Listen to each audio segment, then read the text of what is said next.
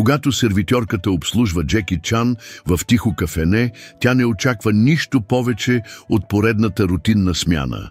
Но това, което той оставил след себе си, бележка и бакшиш, предизвикало сълзи в очите и предизвикало разговор, който се разпространил в цялата общност. Във въздуха се носеше мирис на кафе еспресо, примесен с меки нотки на прясно изпечен хляб. Следобедното затишие изглеждаше по-дълго от обикновено, а разговорите в кафенето бяха намалели почти до шепот. За Дина смяната беше като маратон. Всяко тик-такане на часовника сякаш забавяше темпото, а звукът на приборите за хранене беше само още едно напомняне, че е била на крак от часове. Тя разчисти последната маса до прозореца и провери телефона си. Оставаше само 1 час. Наемът трябваше да бъде платен след 2 дни, а сметката и за телефон все още не беше платена. Събраните бакшиши този ден бяха мизерни, предимно монети, хвърлени разсеяно по масите от заети клиенти, които дори не вдигаха поглед от мобилните си телефони. Дайна въздъхна, прибра косата си на по-стегната опашка и взе бележника си. Мениджърката й, повъзрастна жена с уморено изражение на лицето, я погледна с думите «Дръж се», но Дайна вече беше на автопилот. Тогава звънецът над вратата иззвъня, а звукът я върна на фокус. Влезе мъж, висок, строен, облечен в обикновена риза и панталон, които го правеха да изглежда небрежно елегантен. 2 мъже вървяха плътно след него, сливайки се почти идеално с околната среда, но внимателните им погледи сканираха всеки ъгъл на мястото. Кафенето не беше точно гореща точка за високопоставени гости. Не беше от местата, където можеше да се очакват знаменитости, камо ли някой, който изглежда имаше лична охрана. За миг Дайна замръзна, надвесила перо над бележника, но професионализмът заговори по-силно и тя тръгна към масата въгъла, където седеше мъжът. «Добър ден», каза Дайна, като се опита да събере най-добрата си усмивка. «Мога ли да ви предложа нещо за начало?» Мъжът вдигна поглед и за момент Дайна почти забрави какво трябваше да каже. Лицето му беше поразително, но в него имаше нещо познато, чертите му, лекото спокойствие в изражението му. После се сети Джеки Чан. Дина бе виждала лицето му във филми и хроники през годините, легендарният актьор и майстор на бойните изкуства. Сърцето й се разтуптя, но тя направи това, на което я бяха научили – запази спокойствие. Това беше клиент, нищо повече, нищо по-малко. «Ще изпия само 1 капучино и може би 1 от онези круасани», каза Джаки тихо, гласът й беше учтив, но сдържан. «Разбира се, нещо друго», той поклати глава. «Това ще бъде перфектно, благодаря». Думите му бяха простички, но тонът му носеше нещо, което Дайна не можеше да идентифицира. Може би доброта или просто искреност. Тя записа поръчката си, обърна се към гишето и се опита да се отърси от нервността, която изпитваше. Не беше сигурна дали е от умора или от нещо друго, но в този момент се чувстваше различно.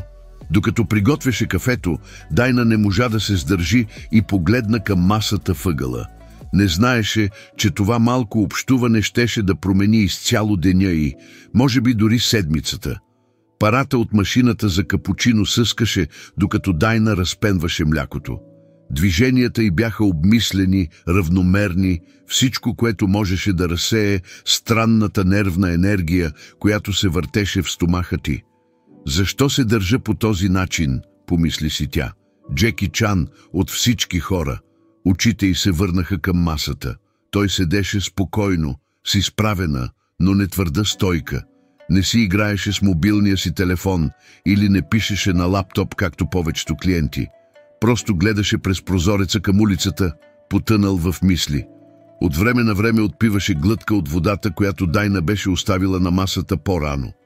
Когато капучиното и круасанът бяха готови, Дайна се беше съвзела. Внимателно балансира подноса и се приближи до масата му. «Ето ви», каза тя и внимателно постави чашата и ястието пред него. Той вдигна очи и леко се усмихна. «Няма за какво, няма за какво».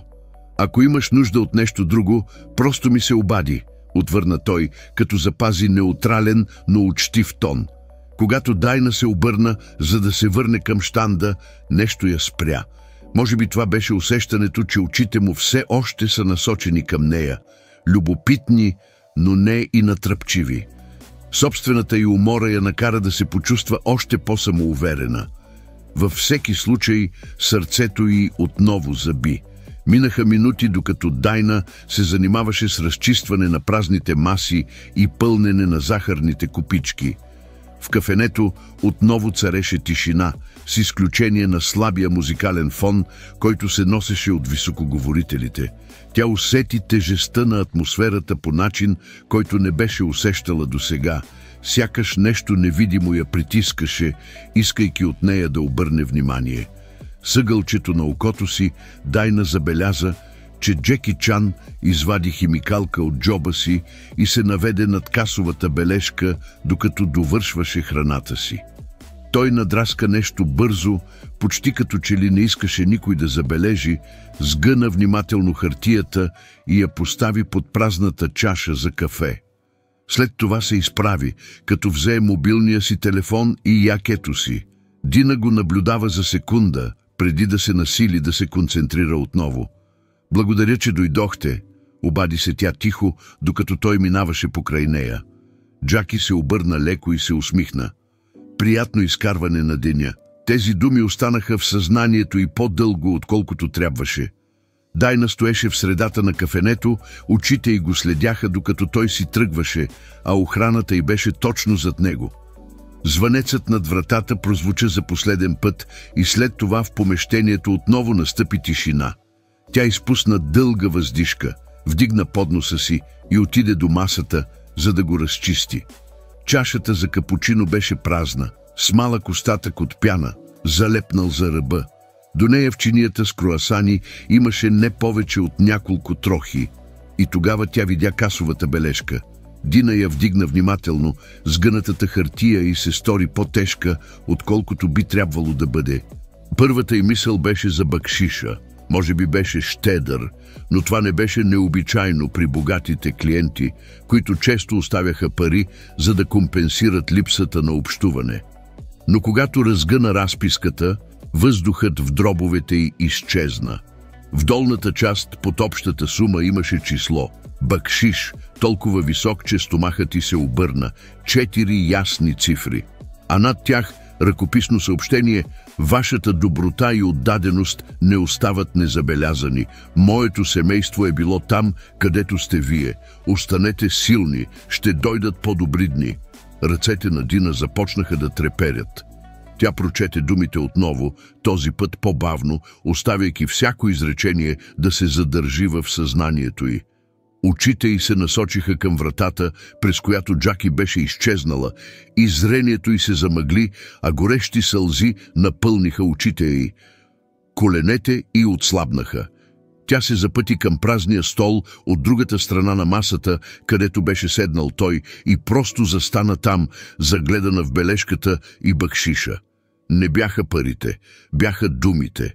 Тежестта на съпричастността, написана с мастило от човек, за когото никога не би си помислила, че ще я забележи.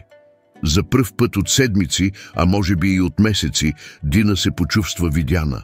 Докато сълзите се стичаха по лицето й, тя се замисли за значението на тези думи, но този момент все още не беше приключил, не и напълно.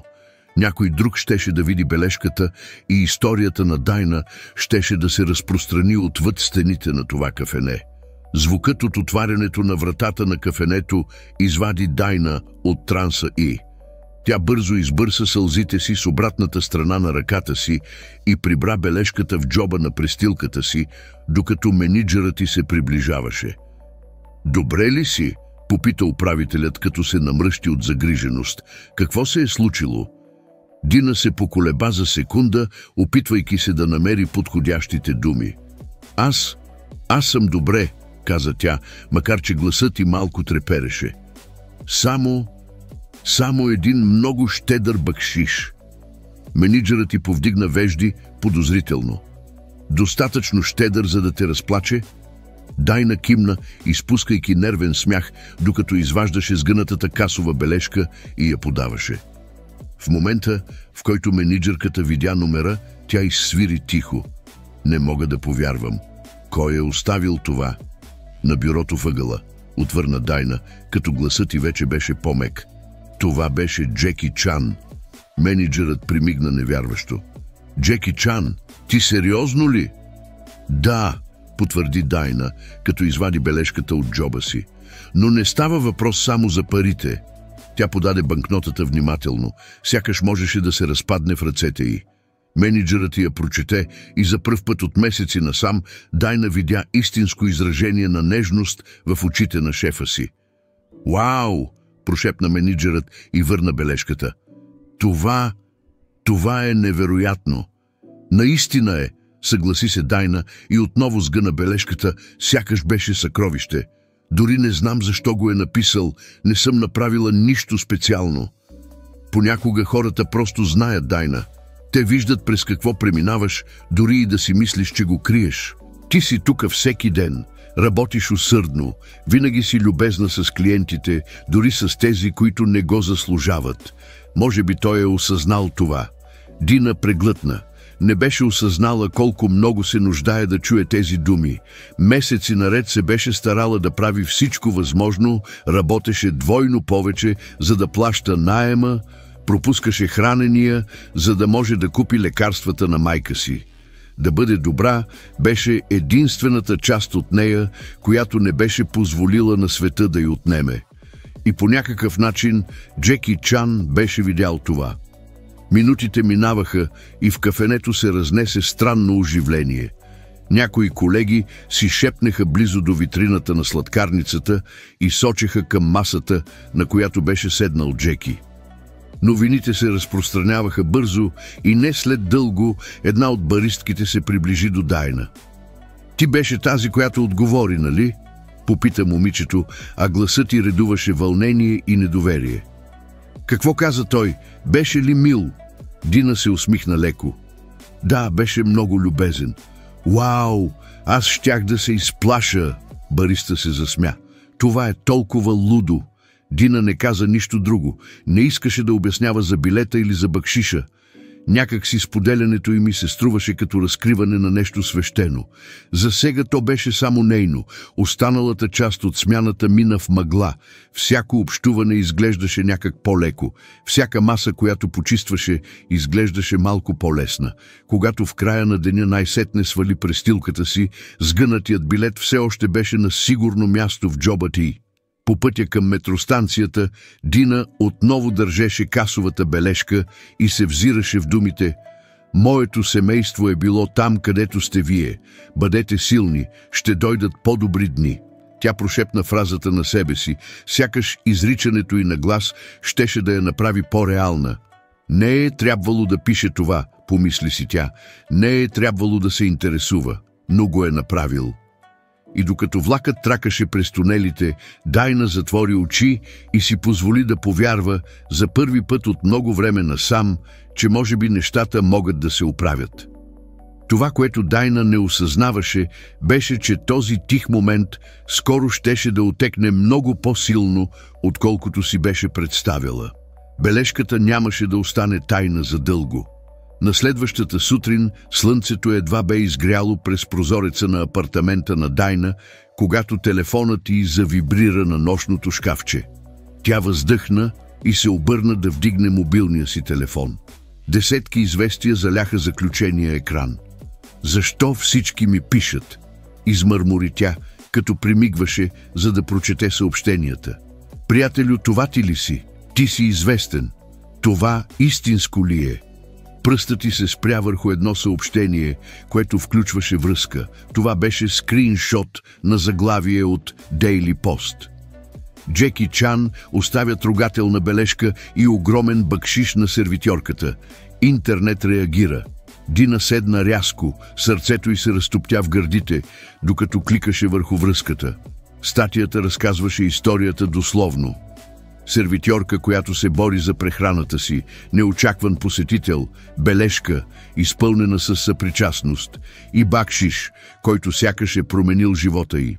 Приложената снимка беше на самата бележка, написана на ръка от Джеки Чан. Ръцете на Дайна потрепериха, когато тя плъзна по екрана, за да прочете повече.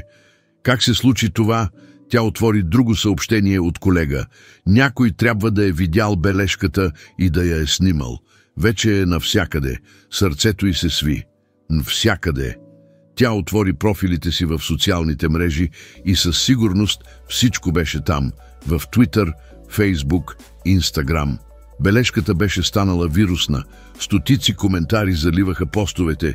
Това е, от което светът се нуждае. Повече съпричастност. Джеки Чан изглежда като толкова щедра душа. Без значение какво казва някой, това е прекрасно. А сервитьорката, надявам се, че тя е добре. Колкото повече Дина четеше, толкова по-претоварена се чувстваше. Непознати хора обсъждаха нейната история, нейния живот, без да знаят нищо за нея. Тя пусна мобилния си телефон на леглото и зарови лице в ръцете си. «Какво да правя сега?» прошепна си тя. Звукът от кашлицата на майка й отекна от съседната стая и върна Дайна в реалността. Тя не можеше да си позволи да си загуби ума заради това, не и при сметките, които трябваше да плати, и пазаруването, което трябваше да направи, но дори когато грабна чантата си и се втурна към работата, възелът в стомаха й остана. Не беше готова историята й да стане публично достояние. Този ден кафенето беше различно. Когато Дина влезе през вратата, веднага усети погледите върху себе си. Колегите й се усмихнаха по начин, по който никога досега не бяха го правили. Почти гордо. Някои редовни клиенти вдигнаха очи от чашите си с кафе, сякаш за да потвърдят, че тя наистина е сервитьорката от статията. Менеджерът й я посрещна с широка усмивка. «Вече сте местен герой», пошегува се тя. «Не се чувствам така», промърмори Дайна. «Би трябвало», каза менеджерката и постави успокояваща ръка на рамото й. Това, което се случи вчера, беше специално. Не всеки има шанса да бъде част от подобно нещо. Думите трябваше да я успокоят, но Дайна само се почувства изложена на риск. Тя не беше специална. Беше просто сервитьорка, която си върши работата. А Джеки Чан, той не го беше направил заради вниманието. Докато връзваше престилката си и тръгваше към салона, Дайна усещаше тежестта на очите на света върху себе си, дори ако те не бяха физически там. Сутринта прекара в отбягване на въпроси от клиенти и колеги, като си налагаше да се усмихва, когато някой споменаваше «този хубав човек» или «какво е написал за теб». По време на обяда нещата стигнаха до край. Пред кафенето паркира кола на пресата. Камери, микрофони, всичко. «Наистина?» измърмори Дайна, наблюдавайки репортерите, които разговаряха с менеджера си близо до входа. Стомахът ти се сви, когато един от репортерите я видя и кимна учтиво. «Всички те имат в устата си», пошегува се един колега. «Късметлийка съм», промърмори Дайна, скри се зад гишето и извади мобилния си телефон. Тя започна да прелиства последните заглавия на вестниците. Коментарите заваляха по-бързо, отколкото тя успяваше да ги обработи. Тази бележка вероятно й е спасила живота. Урок по доброта. Малките жестове са от значение. Повече такива истории, моля. Под хаоса, който се завихреше около нея, Дайна усети слаба искра надежда. Вече не ставаше въпрос само за нея. Ставаше дума за доброта, за напомняне на хората, че малките постъпки все още могат да имат голямо значение. Но Дайна все още трябваше да вземе решение, което щеше да определи как ще завърши нейната история. Когато смяната на Дайна най-накрая приключи, кафенето изглеждаше по-малко от всякога, задушаващо се под тежестта на цялото това внимание. Тя излезе през задния вход, избягвайки новинарския екип, който все още се беше разположил на входа. В момента, в който маратонките й докоснаха паважа, тя изпусна дълга въздишка, сякаш се опитваше да се отърси от невидимите очи. Пътят към дома беше тих, прекалено тиха. Улиците сега изглеждаха странни, сякаш светът се беше наклонил леко не на място. Дайна притискаше чантата си към себе си, а бележката все още беше прибрана на сигурно място. Мобилният ти телефон завибрира, още едно съобщение. Дайна, искат те по телевизията. Сутрешна програма. Обади ми се. Това беше мениджърът И. Дайна спря по средата на тротуара, стъпила на земята. От тази мисъл кожата й настръхна. Да отидеш по телевизията? Да разкаже историята си? Не, това не беше за нея. Не искаше лицето й да бъде разлепено по всички екрани. Но нямаше ли да е хубаво да обясни? Прошепна едно малко гласче в съзнанието й. Да каже на света, че не става дума за пари или слава, а за това, че добротата все още има значение. Дина дълго гледа мобилния си телефон, преди да го прибере в чантата си. Отговорът й трябваше да почака. Вкъщи намери майка си да седи в креслото и да превключва каналите на телевизора. Изведнъж в стаята прозвуча познат глас. Една обикновена бележка, оставена от Джеки Чан за трудолюбива сервитьорка, раздвижва страната. Дина спря на вратата.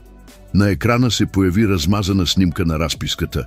Бележката с заглавие «Тиха проява на щедрост предизвиква национален разговор».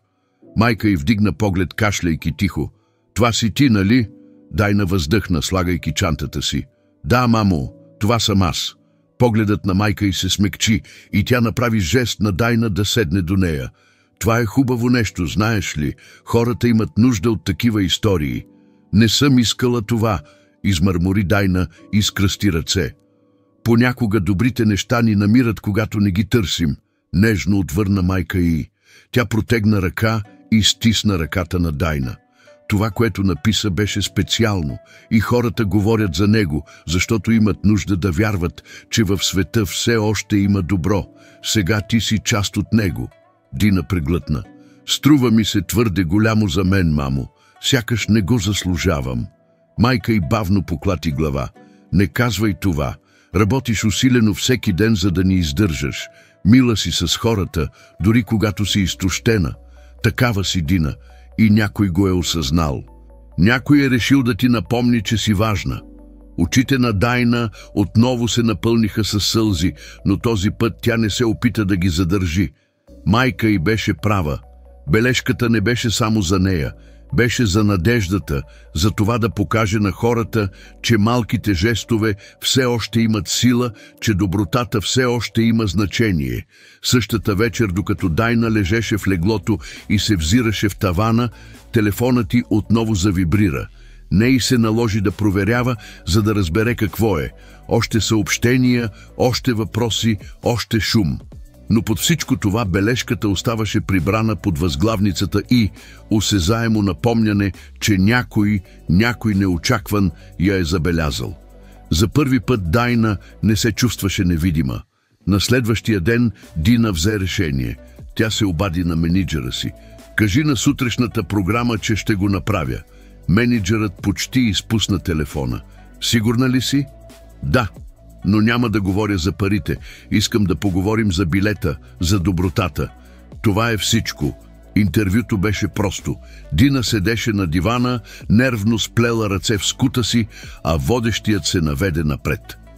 «Дайна, през последните няколко дни сте в центъра на вниманието заради нещо много неочаквано.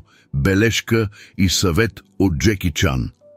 Можете ли да ни разкажете какво беше усещането да прочетете това за първи път?» Дайна направи пауза, подбирайки внимателно думите си. «Честно казано, това ме изненада. Не ставаше дума за пари, ставаше дума за това, което той написа. Преминавах през труден период и тези думи означаваха повече, отколкото мога да обясня». Водещият кимна. Бележката гласеше: «Вашата доброта и всеотдайност не остават незабелязани. Моето семейство е било там, където сте вие. Останете силни, ще дойдат по-добри дни». Какво мислите, че е имал предвид той с това? Дайна погледна към камерата, изведнъж почувствала, че говори на всеки човек, който я гледа, а не само на водещия. Мисля, че той искаше да каже, че всички сме изправени пред трудности, независимо кои сме и откъде идваме. И понякога, когато си в най-лошото си състояние, най-малката проява на доброта може да промени всичко. Той ни напомня, че някой те вижда и че не си сам. Студиото замълча за миг, тежестта на думите му увисна във въздуха. Водещият се усмихна топло. Това е прекрасно послание. Дайна, има ли нещо, което би искала да кажеш на Джеки, ако той гледа? Гласът на Дайна леко потрепери, но тя се усмихна. Просто ви благодаря, не за парите, а за това, че ме забеляза, че ми напомни да се държа здраво за надеждата. Направихте по-голяма промяна, отколкото си мислите. Когато интервюто беше излъчено, Дайна не погледна телефона си, не провери коментарите или заглавията на вестниците. Вместо това на следващия ден се върна на работа с престилка на главата и с малко по-леки стъпки. Кафенето беше по-натоварено от всякога. Клиентите вече и се усмихваха по различен начин, не защото знаеха историята й, а защото изглеждаше видяна. Хората оставяха мили бележки върху салфетките, даваха малко повече бакшиш или просто казваха искрено «благодаря». Дина запази бележката на Джеки Чан в портфейла си, където тя щеше да остане години наред, като напомняне, че малките жестове имат значение. Че никога не знаеш колко надежда могат да донесат няколко думи. Понякога и най-малката проява на доброта може да промени нечий живот. Това може да бъде добра дума, подадена ръка или просто да кажете на някого, че е важен. На кого можете да помогнете днес? Помнете, за всички нас идват по-добри дни. Понякога просто имаме нужда от напомняне. Това беше трогателната история на Дина и как една проста проява на доброта от страна на Джеки Чан донесе надежда и вдъхновение в живота й. Но сега искам да знам, какво мислите за тази история? Вярвате ли, че малките жестове могат да предизвикат вълни от положителна промяна в света? Споделете мнението си в коментарите, ще се радвам да разбера какво мислите. Ако тази история ви е докоснала, не позволявайте да спре до тук. Споделете я с някого, на когото трябва да се напомни за силата на добротата. И разбира се, абонирайте се за канала, за да не пропускате нито една от нашите истории, които отбелязват трансформиращото въздействие на съпричастността и човечността. Благодаря, че гледахте и ще се видим в следващото видео.